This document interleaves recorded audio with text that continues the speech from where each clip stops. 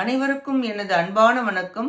திருவள்ளுவர் இயற்றிய திருக்குறளில் அறத்துப்பால் அதிகாரம் 16 பொறை உடைமை 152வது குறள்.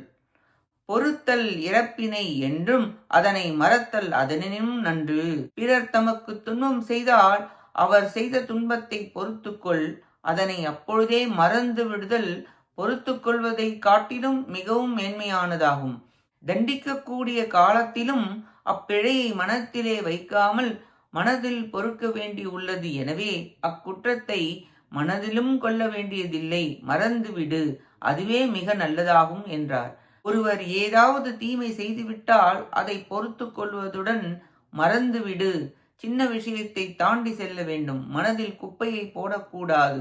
பொறுத்து கொள்ளும் போது என்றாவது திரும்ப வந்து வெளியில் வெடிக்கும்.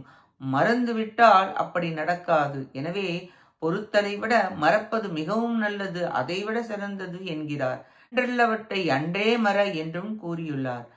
இக்குறளால் பொறை உடையவரது சிறப்பு கூறப்பட்டது. நன்றி, வணக்கம்.